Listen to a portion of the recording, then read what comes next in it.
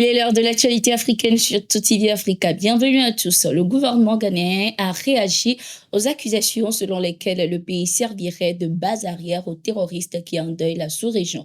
Ces accusations ont été formulées par l'agence de presse Reuters qui s'appuie sur des informations provenant de sources notamment des responsables de la sécurité ghanéenne et des diplomates régionaux. Les autorités ghanéennes ont rejeté ce rapport affirmant qu'il n'existe aucune politique de non-agression ni d'accord tacite avec des groupes armés terroristes. Le gouvernement du Ghana, à travers ses agences de sécurité et de renseignement, mène des opérations continues pour empêcher toute infiltration terroriste ou tout mouvement transfrontalier de militants, ce qu'il a réalisé avec succès au fil des ans, peut-on lire dans le communiqué. L'agence de presse Reuters explique dans l'un de ses articles que le Ghana est jusqu'ici le seul pays épargné par les attaques terroristes parce que le gouvernement ghanéen aurait conclu un accord avec les terroristes afin qu'ils épargnent son territoire en échange de certaines concessions. Ces déclarations ont également été démenties par le gouvernement ghanéen qui considère que l'absence d'attaques terroristes sur son sol est le résultat de l'efficacité de sa stratégie de lutte contre le terrorisme.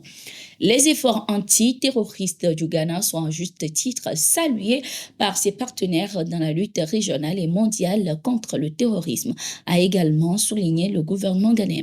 Ces révélations de l'agence de presse Reuters, bien que démenties, risquent de créer des tensions entre le Ghana et ses voisins, notamment avec le Burkina Faso, avec lequel les relations sont tendues ces dernières années. Au Sénégal, la campagne pour les élections législatives a débuté lors d'une conférence de presse le 26 octobre. Le président Bassirou Diomaye Faye a appelé à l'unité nationale et à l'expression des divergences avec respect. Il a également plaidé pour l'apaisement tout au long de la campagne électorale, avertissant contre les discours et comportements communautaristes ainsi que les menaces qui ont circulé dans l'espace public, médiatique et sur les réseaux sociaux. Les leaders politiques, les médias et les citoyens sont ainsi invités à faire preuve de responsabilité et de civisme. 48 listes de candidats ont été retenues pour ces élections cruciales pour l'avenir du pays.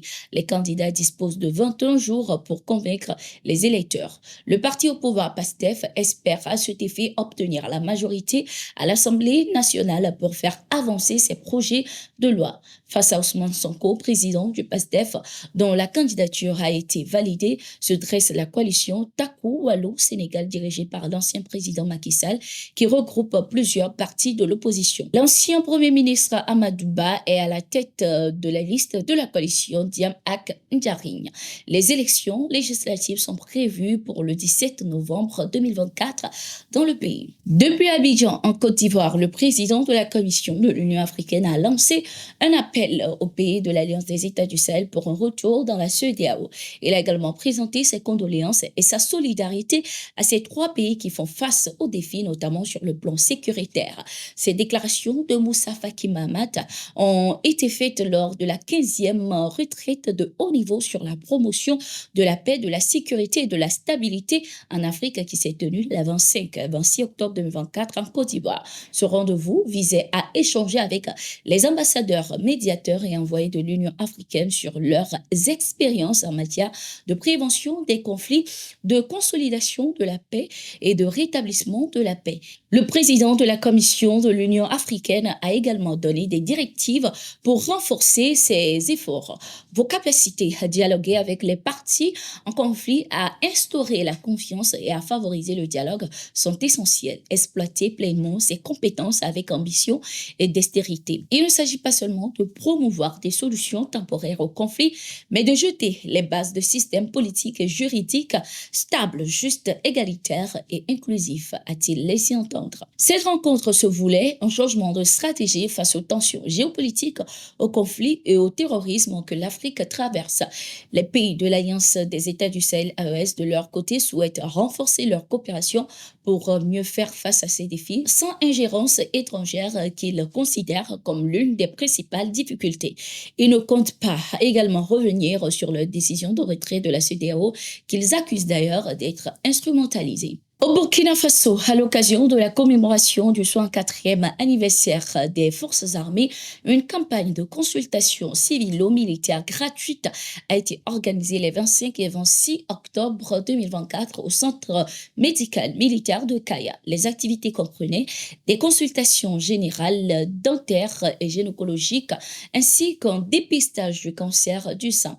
L'objectif est de renforcer les liens entre les forces armées et la population. S'il y avait des doutes, ils doivent être dissipés aujourd'hui. Nous avons une armée qui vit et opère pour le bénéfice de notre population, a souligné un responsable. Le Burkina Faso est confronté à des attaques terroristes et une collaboration étroite entre les forces armées et les civils s'avère essentielle. Cette collaboration a déjà montré son efficacité avec le nombre de renseignements fournis par la population permettant la capture et la neutralisation des assaillants qui causent des exactions et déstabilisent le pays. Au Mali, près de 40 assaillants ont été neutralisés dans diverses localités lors des opérations de sécurisation menées par les forces armées sur le territoire. En effet, le 24 octobre, près d'une trentaine de terroristes ont péri dans une de leurs bases détruites par l'armée à Wangel. Le lendemain, une dizaine d'autres ont également été neutralisés dans les environs. Lors de ces opérations, plusieurs motos, des munitions, des armes et d'autres matériels ont été récupérés. Ainsi s'achève cette édition. Merci d'être resté avec nous. Nous sommes en continu sur nos différentes plateformes.